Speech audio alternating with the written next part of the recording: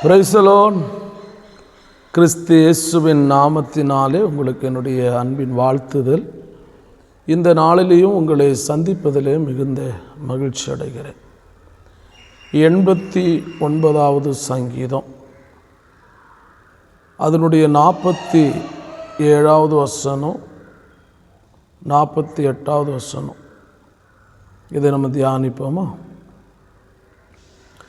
என் ஜீவன் எவ்வளவு நிலையற்றது என்பதை நினைத்தருளும்.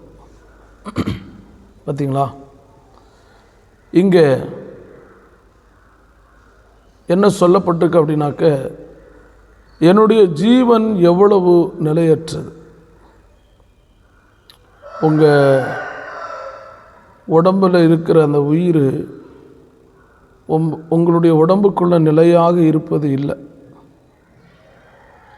அந்த உயிரை நீங்கள் பார்த்துருக்கவும் முடியாது. அந்த உயிர் எப்படிப்பட்டது என்று உங்களுக்கு விளங்கவும் விளங்காது. அது எந்த மனுஷனுக்கு விளங்காது, தன்னுடைய உயிர் எப்படிப்பட்டது என்று. ஆனால் இங்கே சொல்லப்படுகிறது பாருங்கள், என் ஜீவன் எவ்வளவு நிலையற்றது என்பதை நினைத்தருளும். யார் நினைத்தருளும்னா, ஆண்டவர் பார்த்து சொல்லார், நினைத்தருளும். நம்ம நிலையற்ற ஜீவனை வைத்து கொண்டு இந்த உடம்பில் வாழ்ந்துட்டுருக்குறோம். என்றைக்கு இந்த உடம்புலேருந்து அந்த ஜீவன் வெளியில் போகும்னு தெரியாதில்ல. அதனால தான் சொல்கிறார். அடுத்து என்ன சொல்கிறார் பாருங்கள், மனுபுத்திரர் யாவரையும் வீணாக சிருஷ்டிக்க வேண்டியது என்ன அப்படி சொல்கிறார் பாருங்கள். ஒரு மனுஷனுக்கு ஜீவன் எப்படிப்பட்டதுன்னு தெரியலன்னு வச்சுக்கோங்களேன். அந்த ஜீவனை குறித்தும் தெரியலை. உலகத்தில் எதுக்காக வாடுறாங்கன்னு தெரியல. நிறைய பேர் நினைக்கிறாங்க, மனிதர்கள் இந்த உலகத்தில் நிறைய சொத்து சேர்க்கணுங்க, அதுக்காகத்தாங்க வாழ்கிறாங்க அப்படின்னு நினைக்கிறீங்களே. சொத்து சேர்த்து என்ன செய்ய போகிறீங்க? அதை இங்கே விட்டுட்டு போவீங்களா, எடுத்துகிட்டு போவீங்களா? எடுத்துகிட்டு போக முடியாதுல்ல. அதுக்கு தான் சொல்லார், அப்போ மனுஷனை மனுபுத்திரனை வீணாக சிருஷ்டிக்க வேண்டியது ஏன்? வீணாக கடவுள் சிருஷ்டித்திருப்பாங்களா? வீணாக நம்மளை உருவாக்கியிருப்பாரா? யோசித்து பாருங்கள். நம்ம சரீரத்தில் எத்தனை வகையான நரம்புகள் இருக்கிறது, எவ்வளோ காரியம் நம்ம சரீரத்தில் ஒவ்வொரு நாட்களும் நமக்கு தேவைப்படுகிறது. இந்த ஜீவன் வாழ்வதற்கு, இந்த ஜீவன் உடம்புக்குள்ளே இருப்பதற்கு ஒவ்வொரு நாளும் என்னெல்லாம் தேவைப்படுது கொஞ்சம் யோசித்து பாருங்களேன். தண்ணி தேவைப்படுது, காற்று தேவைப்படுது, வெளிச்சம் தேவைப்படுது, ஆகாரம் தேவைப்படுது இல்லையா? தூக்கம் தேவைப்படுது, நிறையா எவ்வளவோ காரியங்கள் தேவைப்படுது. மெயினாக நல்ல ரத்தம் தேவைப்படுது. அப்போ இதெல்லாம் உருவாக்கி, இதெல்லாம் உங்களை அறியாமலே நீங்கள் அதாவது அதை சம்பாதிக்காமலே உங்களுக்காக இறைவனால், சர்வ வல்லமையுள்ள தேவனாலே கொடுக்கப்படுகிறது. எது? ரத்தம். அடுத்து காற்று, தண்ணி.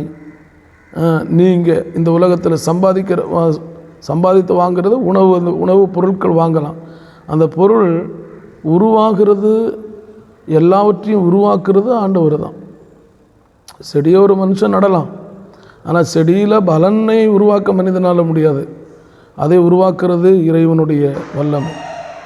அப்போ இவ்வளவும் உருவாக்கி எதுக்கு மனுஷனை வீணாக படைக்கணும், வீணாக ஏன் சிருஷ்டிக்கணும் அப்படிங்கிறத இங்கே கேட்குறாரு. அப்போ என்ன சொல்கிறோம் அப்படின்னா, நம்மளை ஒருத்தவங்களை கூட ஆண்டவர் விருதாவாக இந்த உலகத்தில் படைக்கவே இல்லை. யாரையுமே, புரியுதுங்களா?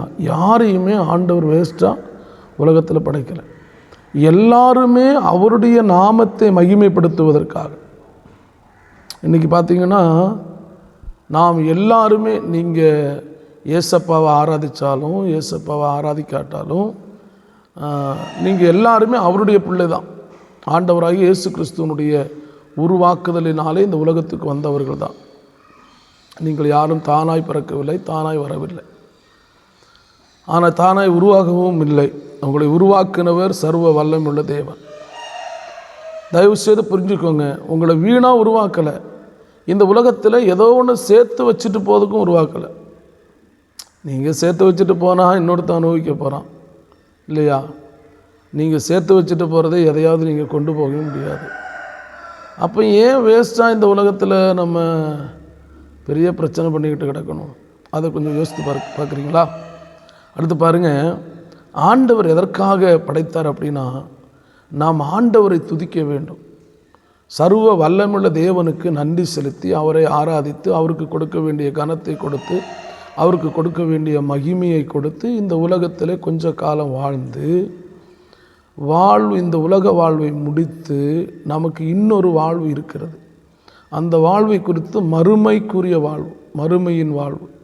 அந்த மறுமையின் வாழ்வை நாம் சுகந்தரிப்பதற்காக என்ன செய்யணும்னா, சர்வ வல்லமையுள்ள தேவனாகிய கர்த்தரைத்தான் நம்ம ஆராதிக்கணும். அவருக்கு எந்த உருவத்தையும் வைக்க முடியாதுங்க. அவருக்கு எந்த விதமான ஒரு சிலைகளையும் வைக்க முடியாது. அவர் அவ்வளோ பெரிய தெய்வம். ஏன்னா வேதம் என்ன சொல்லுதுன்னா, வானம் எனக்கு சிங்காசனம், பூமி எனக்கு பாதப்படி என்று சொல்லப்பட்டிருக்குது. சரிங்களா? அதனால் அந்த தெய்வத்தை மனதார நீங்கள் உங்களுடைய இருதயத்தில் ஏற்றுக்கொண்டீங்கன்னா உங்கள் உள்ளத்துக்கு வருவாங்க. அடுத்து பாருங்களேன், 48வது வசனத்தை வாசித்து பாருங்கள். மரணத்தை காணாமல் உயிரோடு இருப்பவன் யார்? எப்படி? மரணத்தை காணாமல் உயிரோடு இருக்கிறவங்க யார் அப்படின்னு கேட்டது. ராஜாவாக இருந்தாலும் ஒரு நாள் இறந்து தானே போய் ஆகணும் இல்லையா? எந்த அரண்மனையில் நீங்கள் வாழ்ந்துட்டு இருந்தாலும் ஒரு நாள் மரணம் உங்களை சந்திக்குமா சந்திக்காதா? நான் அரண்மனையில் இருக்கிறேன், அதனால் மரணம் என் வீட்டுக்குள் நுழையாது அப்படின்னு யாருமே மரணத்துக்கு கதவை மூடி வைக்க முடியாது. திருடன் வராமல் கதவை மூடலாம், கொள்ளைக்காரன் வராமல் கதவை மூடி வைக்கலாம் இல்லையா? ஆனால் மரணம் உங்கள் வீட்டுக்குள் நுழையாமல் எந்த மனிதனாலையும் தன் கதவை என்ன செய்ய முடியாதுங்க, அடைக்க முடியாது. புரிஞ்சுக்கோங்க. அதனால் இந்த உலகத்தில் மரணத்தை காணாமல் யாரும் இருக்க போகிறது இல்லை. இன்றைக்கி ஒருத்தன் இறந்து போயிருக்கிறான்னா அடுத்து அதே லைனில் தான் நீங்களும் நிற்கிறீங்க. உங்களுக்கு எப்போ மரணம் வரும்னு உங்களுக்கு தெரியாது. அதனால் தயவு செய்து உங்களுடைய கோபங்கள், சண்டைகள், பெருமைகள், நான் பெரியவன் நீ பெரியவன், நான் உயர்ந்த ஜாதி நீ உயர்ந்த ஜாதி, இது எல்லாத்தையுமே நினச்சிருங்க தூக்கி குப்பையில் போட்டுட்டு உன்னதமான தெய்வத்தை நேசித்து மனிதர்களை நேசித்து மனிதர்கள் உண்மையான மனிதர்களாக அவர்களை நேசித்து உங்களை நேசிக்கிறது போல பிறரையும் நேசிக்கும்படியாக ஆண்டவர் சொன்னார் இல்லையா? அதே மாதிரி நேசித்து வாழுகிற கொஞ்ச காலம் இயேசுவுக்காக வாழ்ந்து அவருடைய நாமத்தை மகிமைப்படுத்துங்கள். நீங்களும் இந்த சத்தத்தை கேட்கிறவர்களும் ஒரு நாள் மரித்து போயிடுவோம். பேசுகிற நானும் ஒரு நாள் மரித்து போயிடுவோம். ஆனால் மரணத்துக்கு அப்புறம் உள்ள ஒரு வாழ்வு இருக்கிறதுங்க. அதுதான் நித்திய வாழ்வு, அதுதான் பரலோக வாழ்வு. அந்த பரலோக வாழ்வை சுகந்தரிப்பதற்கு ஒரே ஒரு தெய்வத்தால் மட்டும்தான் முடியும். சொல்லுவாங்க இல்லையா, ஒன்றே குலம் ஒருவனே தேவன் என்று சொல்கிறாங்க இல்லையா? அந்த ஒரே தெய்வம் ஆண்டவராகிய இயேசு கிறிஸ்து மாத்திரமே. அந்த இயேசு கிறிஸ்துவை குறித்து நீங்கள் கொஞ்சம் ஆராய்ச்சி பண்ணுங்கள். இவர் ஒரு மதவாதி அல்ல, மத தலைவர் அல்ல. இவர் பொதுவான தெய்வம். எல்லா மக்களுக்கும் இவர் தான் தெய்வம். உலகத்தில் இருக்கிற அத்தனை கோடி மக்களுக்கு, அத்தனை மில்லியன் மக்களுக்கும் இவர் தான் தெய்வம். பிறந்தவருக்கும் இப்போ உயிரோடு இருக்கிறவங்களுக்கும் இவர் தான் தெய்வம். இப்போ பிறந்தவங்களுக்கும் இவர் தான் தெய்வம். இனிமேல் பிறக்க போகிறவங்களுக்கும் இவர் தான் தெய்வம். இந்த தெய்வத்தை நீங்கள் உங்களுக்கு சொந்த இரட்சகராக ஏற்றுக்கொண்டு அவர் சொற்படி கேட்டு கீழ்ப்படிந்து வாழ்ந்தால் இந்த உலகத்திலே மரணமே உங்களை சந்தித்தாலும் நீங்கள் பயப்பட வேண்டாம். ஒவ்வொரு நாளும் மரண பயத்தோடு வாழ்ந்து கொண்டிருக்கிற அருமை நண்பனே, ஒவ்வொரு நாளும் மரித்து விடுவேனோ என்று சொல்லி கலங்கி கொண்டிருக்கிற நண்பனே, வேதம் சொல்லுகிறது, இன்று நீ மரித்து போனால் உன் ஆத்துமா எங்கே போகும்? எங்கே போகும்? ஒன்று மோட்சம், இன்னொன்று பாதாளம். மோட்சத்துக்கு போகணுமா, பாதாளத்துக்கு போகணுமா? நல்லது வேணுமா, கெட்டது வேணுமா? அப்படின்னா நீங்கள் எல்லாருமே என்ன சொல்லுவீங்க? நல்லது தான்யா வேணும். நீங்கள் அப்போ அந்த நல்லது வேணும், அந்த மோட்சம் வேணும் அப்படின்னா சர்வ வல்லமையுள்ள தேவனாகிய கர்த்தரை அன்றி வேற ஒருவராலே கிடைக்காது. இயேசு கிறிஸ்துவின் இரத்தம் சகல பாவத்தையும் கழுவி நம்மை சுத்திகரிக்கும். எப்படி சொல்லுங்கள் பார்க்கலாம்? இயேசு கிறிஸ்துவின் இரத்தம் சகல பாவத்தையும் கழுவி நம்மை சுத்திகரிக்கும். உன் பாவம் இரத்தாம்பரம் போல சிகப்பாயிருந்தாலும் உன் பாவத்தை அவருடைய இரத்தத்தினாலே கழுவி சுத்திகரித்து பஞ்சை போல வெண்மையாக்குவார். அவரால் அன்றி வேற ஒருவராலையும் ரட்சிப்பு இல்லை. அதனால் 2 காரியம் சொன்னேன். ஜீவன் எவ்வளவு நிலையற்றது, புரியுதா? இன்றைக்கி காலையில் இருந்தவங்க சாயங்காலம் பார்க்க முடியல, சாயங்காலம் பொழுது போய் பார்த்தோம், காலையில் விடிஞ்சவங்களை பார்க்க முடியல. தூங்க போகிறேன்னு தூங்குனா காலையில் அவங்க விடிஞ்சு எழும்பலை. ஹலோ, கொஞ்சம் யோசித்து பாருங்கள். ஏன் கோவப்படுறீங்க? இல்லை, ஏன் வைராக்கியம், ஏன் சண்டை, ஏன் பிரிவினவாதங்கள்? புரியுதுங்களா? கொஞ்ச காலம் இந்த உலகத்தில் நம்ம எதையும் எடுத்துகிட்டு இருந்தோம்? எதையும் எடுத்துகிட்டு போக போகிறோம்? இல்லை. நமக்கு இருக்கிறதை பிறருக்கு பகிர்ந்து கொடுப்போம். பிறரும் நன்றாக இருக்கட்டும், நாமும் நன்றாக இருப்போம். உங்களை நிச்சயமாக சர்வ வல்லமையுள்ள தேவனாகிய கர்த்தர் உங்களையும் உங்கள் குடும்பத்தையும் ஆசீர்வதிப்பார்.